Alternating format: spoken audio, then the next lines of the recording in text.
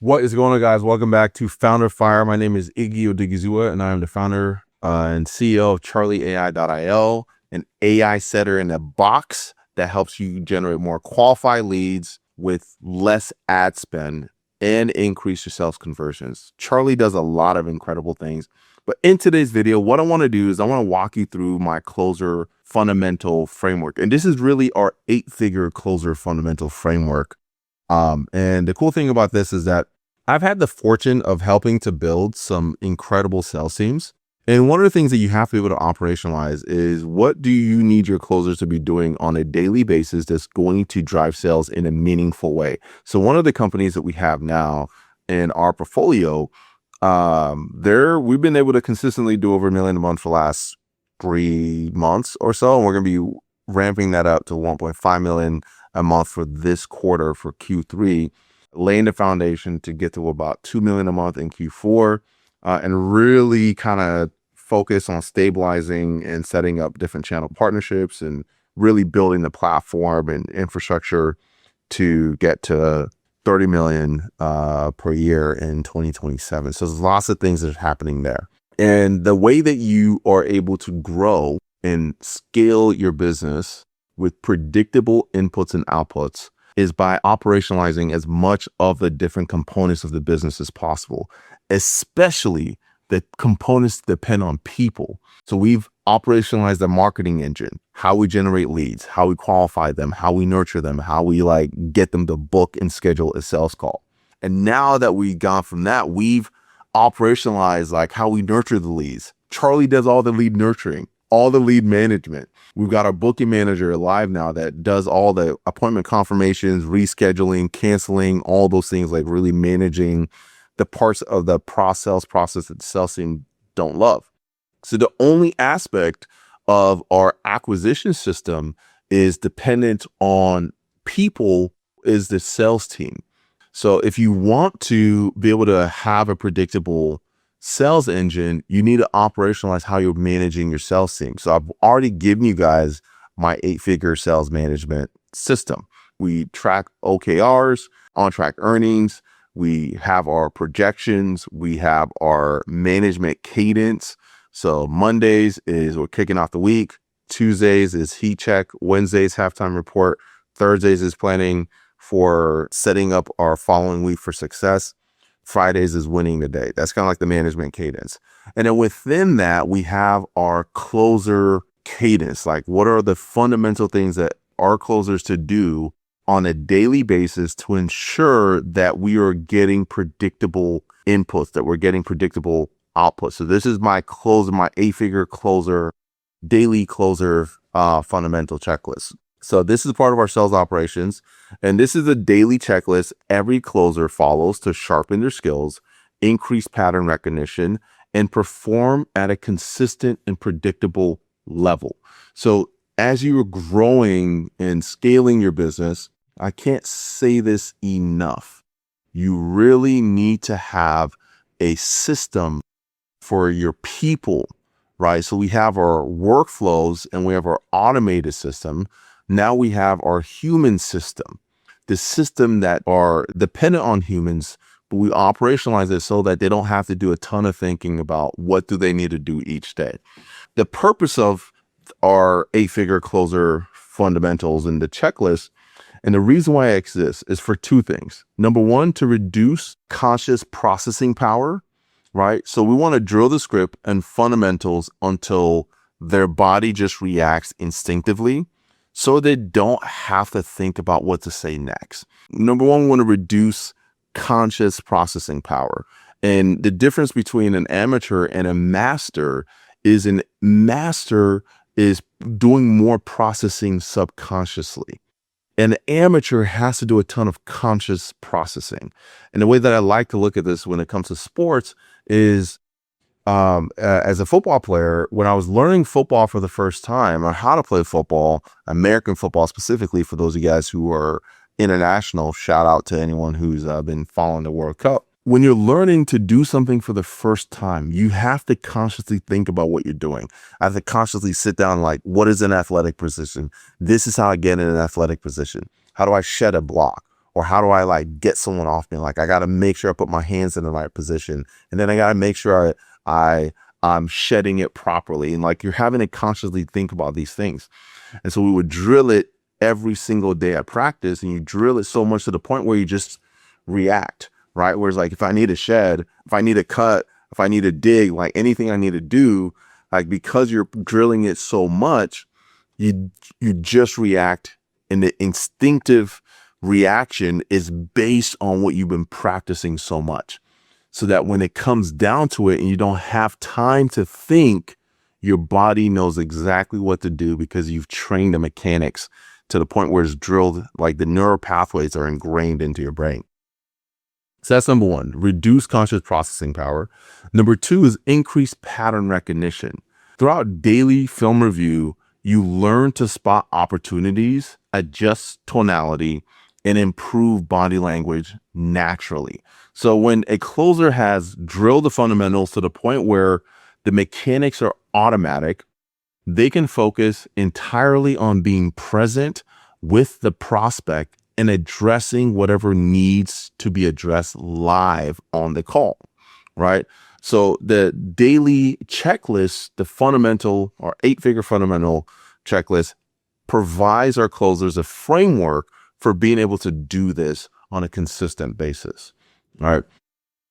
So here's what it looks like. So the first thing that I want them to do is I want them to drill the script, right? New closers should be reading the script out loud 10 times per day, right? This isn't optional. If you're new on my sales floor, you're doing this every single day.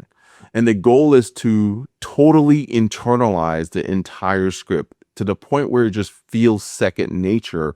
Getting on a call and taking somebody through it just feels second nature, right? So that the closer can deliver it as naturally without conscious effort, right? Because when you have conviction about something, your tonality and how you communicate that is natural.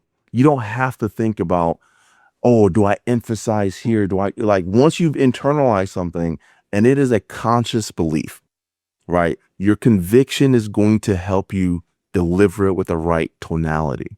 And people miss this. They try and focus so much on like the art of pacing and how you say certain things and using the right pauses and using the right words and all these different things. Whereas like, if you have conviction, why are new Christians able to bring on new believers in a short period of time? Because they're so excited and have so much conviction that they're able to transfer that conviction to the people that they're sharing their faith with, simply not because they're great salespeople, but simply because their conviction convinces the person to buy into their belief system. So a closer can accomplish the same thing by drilling the script to the point where they just have a conviction about it, and they need to have a conviction about the product. So it's important that your product is actually delivering results. And the product that I get behind delivers results, which is why like I don't need to perfect the sales script right away. If I have conviction in the product, I'm going to be coming in and closing and slinging deals day one, like day one, because there's so much conviction there. But I'm able to systematically put myself in a place where I can win by drilling the script, by drilling the process and internalizing it, so that when I'm communicating with conviction, I'm communicating the right words in the right sequence with the correct tonality. So number one is drill the script. Number two is watch film. Block time every day to review your calls. These 3 ways is how I train our team to review their calls. So number one, they have to drill the script. And number two, I want them blocking time to watch their own film. So the way that they watch their own film is, one, they listen to the audio only. They can't watch the video. I want them listening to the audio only, not watching the video, right? So this allows them to listen to how they're saying things and listen to how the prospect is saying things, and really focus purely on how you're communicating, right? Your words, your pacing, your tonality, and they can take notes on the areas that kind of stick out to them, that what they should have done better based on good examples that we've provided them that we want them to model. So first method is I want them to listen to the call, audio only, no visuals. Second method, once they've done that and taken notes on it, is mute the call and watch the video. So watch the video with no audio, right? And I typically put this on 1.5 speed or 2x speed because the focus is just looking at your expressions, like how are you communicating or using any weird like body language, or are you being a creep or whatever. So now they can visually watch film on how they're communicating to the prospect without any words as distraction. So they just focus on their facial expressions, their gestures, their posture, things like that. So that's the second method. So they're analyzing their expression, they're analyzing are they paying enough attention? Because when you turn off the audio and you watch the video, you can look at yourself and you can be like, oh, like I'm not even looking at the prospect. I was looking at my phone for like 20 minutes. That's probably why I lost the sale, because they clearly saw that I was distracted, right? And then, are you paying attention? Do you look distracted? So you start being able to cue in on these visual things that you couldn't before when you were listening to the audio, if you were listening to the audio and watching the video, right? And so the final thing that you do is they watch it together. So the first part, audio only. Second part, no audio, video only. And third part, they're watching it all together and seeing, now that they've seen the different components, how does it all come together and what are their final notes and action steps, right? So that's the second item on the checklist. The third item is nurture the pipeline, right? Every single day, closers should be looking for ways to work their pipeline and maximize their time.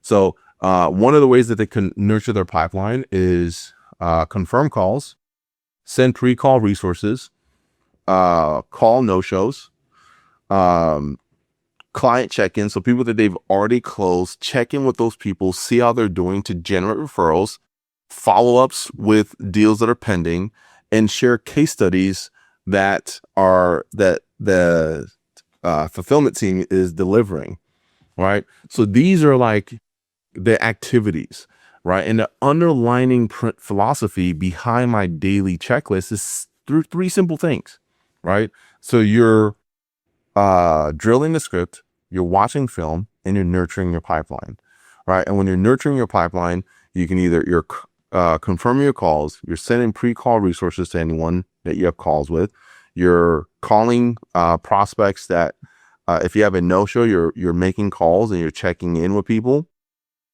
right? You're checking with deals that you've closed to see how they're doing. Are they happy? And if they're happy, great opportunity to generate a referral and an introduction from that person.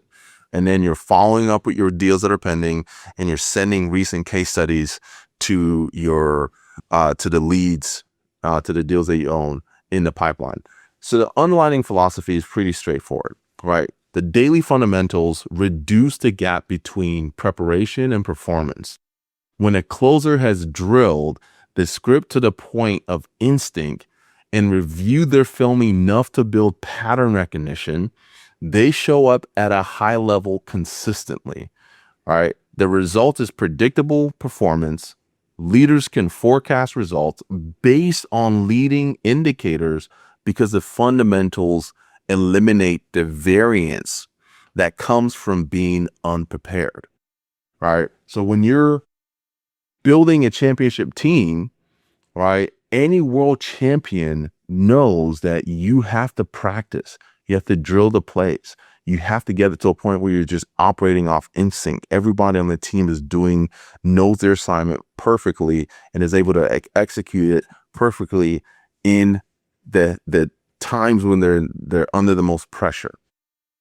So that is our closer fundamental checklist. So hopefully you find that helpful. As far as like how we do this within our team, I have a document that I share with our closers, and I have them go through it every single day. And I train them on how to review their film. I train them on how to drill the scripts out loud. And then I train them on like, what are the things that you should be doing to nurture your pipeline, This is how you confirm your calls. This is how you send pre-call resources. This is how you follow up with no-shows. This is how you check in with past clients that you've closed to see how they're doing. This is how you follow up with your deals that are pending. This is how you send case studies. This is what you do with case studies and results and testimonials when our CS team posts them in Slack. You take those. The reason why we have wins and we have a wins channel in Slack is so that you as a closer can take those resources and take those materials and share it with your pipeline to nurture people and give them an excuse to stay yes and sign up for our product or service. All right, so hopefully you found that helpful. Till next time, stay calm, change lives, and have business on your terms. Peace.